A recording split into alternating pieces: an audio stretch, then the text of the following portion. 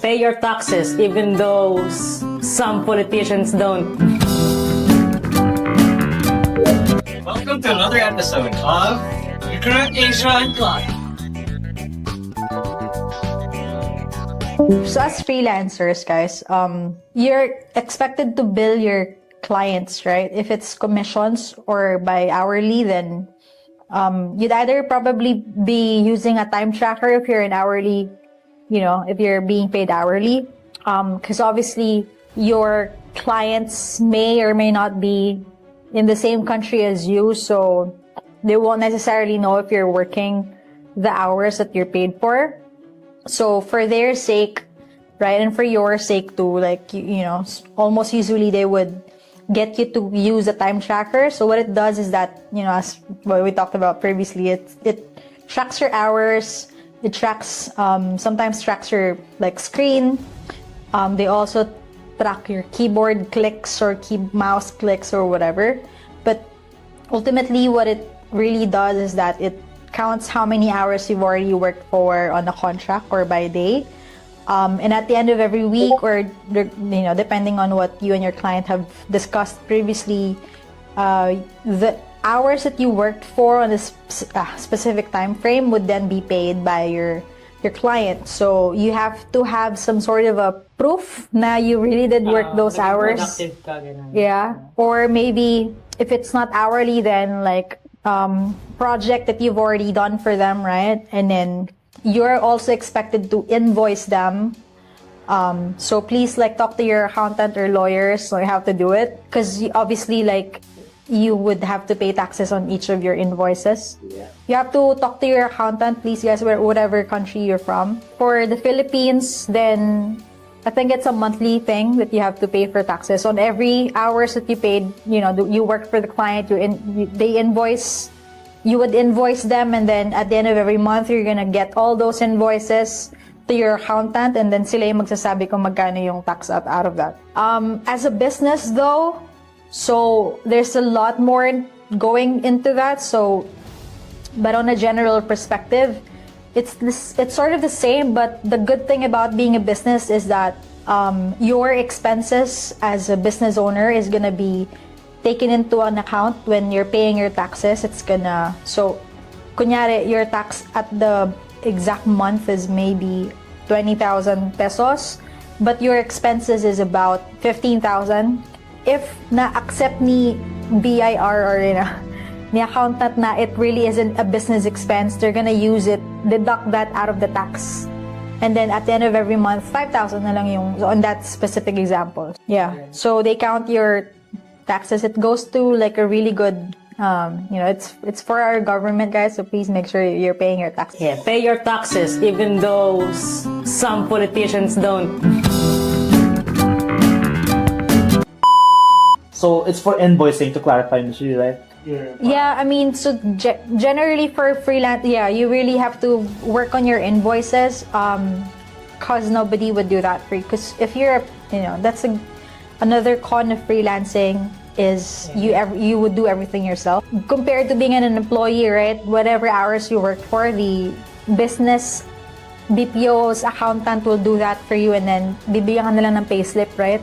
But as a freelancer, you're gonna have to do everything yourself, including billing your clients, following up on their payments, and then making sure that they pay on time. And that's another thing. You have to wait for payments. Can you charge, can you charge client for late payment fee? You can, but obviously because you can't do that. Can't do that. Yeah. Late yung sahod nila, Ms. Lee?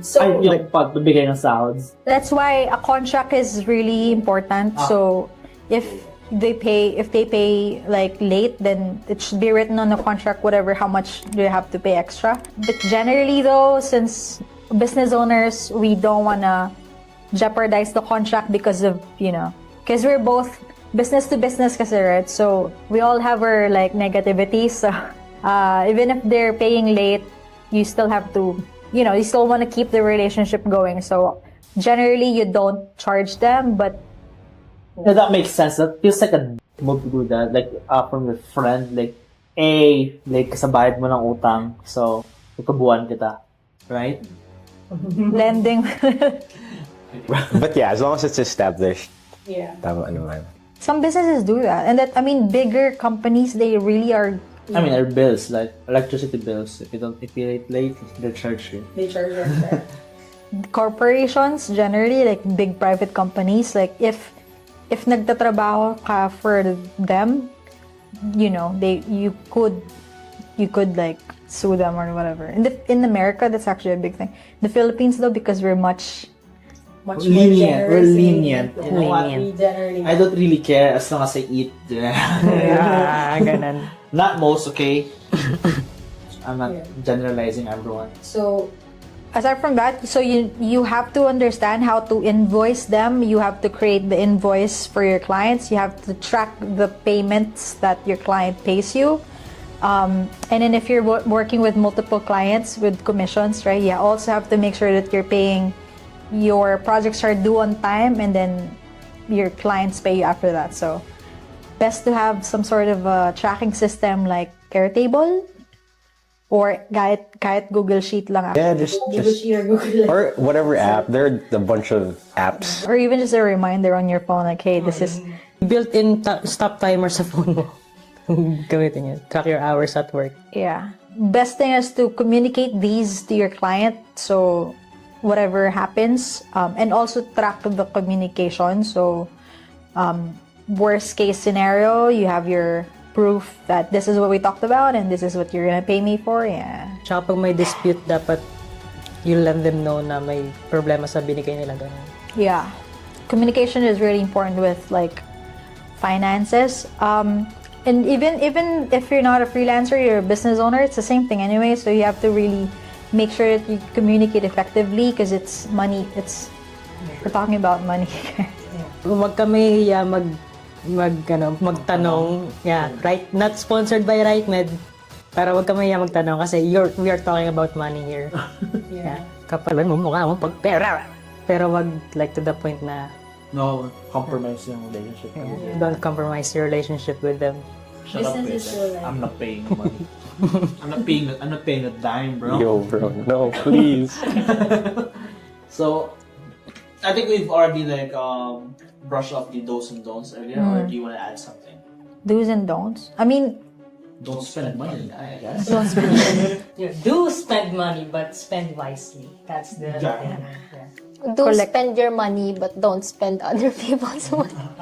Ayun, yun, maganda yun Naila 2024.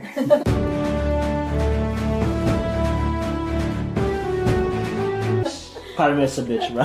Yeah. Quotable quotes. I think it's well established naman kanina. Sabi so you have to think about your expenses first, and then for the other things you gotta think about it.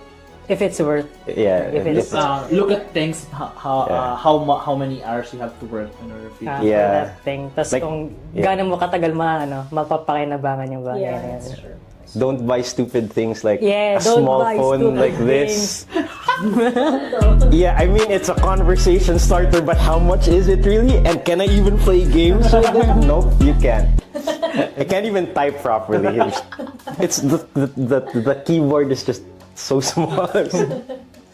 Yeah, so don't do that. Don't buy stupid things. It is. Money is easy to spend, bro. I mean, but that's the entire Yeah. point of money, right? Yeah. Do what? To make life bearable, right? Or to survive. That's even better, bro. A better fight. I mean, you need it. It's like Yeah, it's a thing to get. You use money to get things. Yeah. Maganda yung quote na yun. Yung money is easy to spend, but it's hard to, gain. Ganito, ganyan. I mean, Yeah, I think mean, that's quite Kaya, obvious and deliberate. Kaya nga. Although money is also the root of all evil. So give your money to me. Yeah, I don't mind being evil. I might be evil, bro. Just You kidding. know what? I'm the most Or deplorable. evil. I'm the most deplorable human being, so might as well. The Boys. Siya si Homelander namin dito. Si Homelander by And Where's your bottle of milk? I knew sabi ko na gagawin mo yun ano yung sabi niya? Okay, well, The Boys Wait, you watched that, reference. Miss Lee? I watched. Oh my god, that's Super good. amazing. Yeah. I mean, I watched it too. Yeah.